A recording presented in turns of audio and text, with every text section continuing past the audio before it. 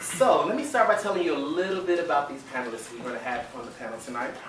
Our first panelist, his name is Christopher Cotton, and Chris is the author of Receive This Moment. He's also a graphic artist at the Visual Arts Pro, committed to a social and religious reform. Please give Chris a round of applause.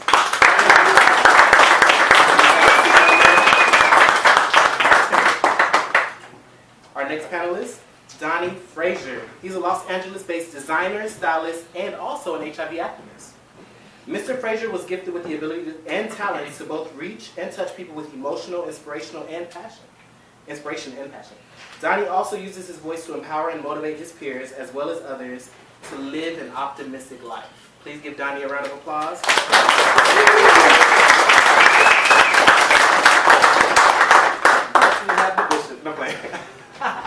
Mr. Gabriel Nash. He's a progressive spiritual teacher, and Gabriel is a corporate real estate executive and founder and CEO of Gabriel Nash Ministries. Please give Gabriel Nash a round of applause.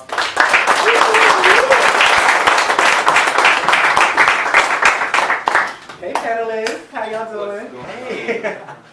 So I want to ask all the panelists, how do you address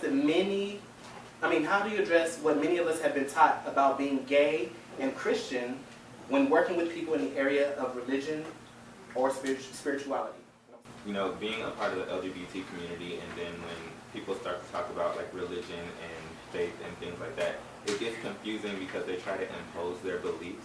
And when other people try to impose their beliefs on individuals, it rattles people's minds and gets them into a bunch of questioning and in disbelief of themselves. And I like to believe that all of us have a divine spirit within us, and all of us have a sense of God and God inside of us. And so when other people try to take that from us, take that right from us based on religion and what they believe, they're stripping us of who we can be and who we have potential to be.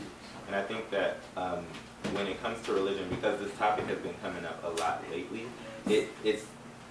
you develop a way of living spiritually on your own being an LGBT person, because you're not really invited to those tables of the conversation unless you are being told that what you're doing is wrong. So you're figuring out what's right along the way. And as you're living your life, you're trying to practice these things and practice being a good person by not derailing off of the path of being a good person. You tend to isolate yourself from religion. And that's kind of, I isolated myself from religion, but I didn't isolate myself from practice and practicing being a good person in spirituality and connecting, making those connections with those divine spirits and making connections with who I am, because that's going to lead me to understand why I'm here and what my purpose here. My purpose is not to judge anybody or to allow myself to be susceptible to people's judgments. And so when religion comes my way, I believe that we all can coexist, and everybody, each person has the right to believe what they want to believe, but you can't make me feel like I'm doing something wrong for how I choose to live my life. How do you define heaven and hell in 2016? In 2016, okay. Let's start with hell. I'll be as honest as I can be about hell.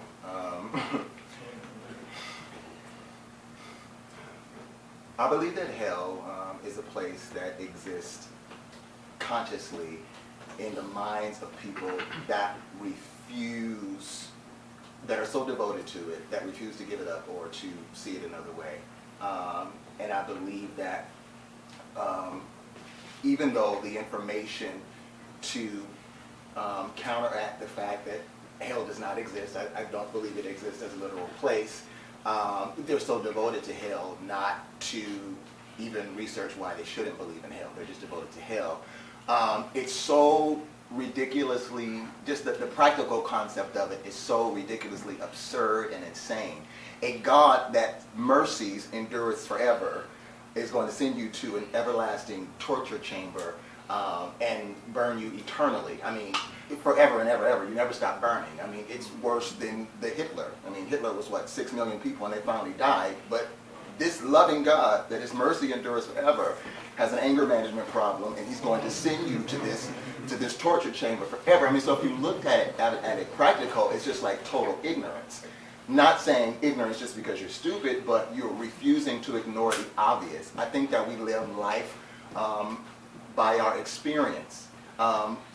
preaching, I never even preach about hell. And before I even stopped believing that it was a place that existed, I didn't preach it because it was never my experience. My experience with God wasn't high worship. It was beyond the veil. It was great, you know. I never experienced an actual hell. So why am I preaching this message that I've never experienced and sending people to a place just to control them for fear? So I think if you want to hold on to that, I think you can hold on to that in any type of religion, you know. I think you can follow Jesus Christ and still denounce hell, you know, because if you're holding on to the scriptures, there's scripture to solidify that hell doesn't exist, because it's a dichotomy on the character of who God is, you know. So that's hell. I believe if you want to stay ignorant relative to this mystical, damnable torture chamber that you're going to go to, and you want to create that reality in your mind, then that's going to exist in your mind. But it's not going to exist for me, because I don't serve that God, and I don't believe that God, and I gave that one up a long time ago. We are the trigger. Like literally, it's Christianity versus an identity of people.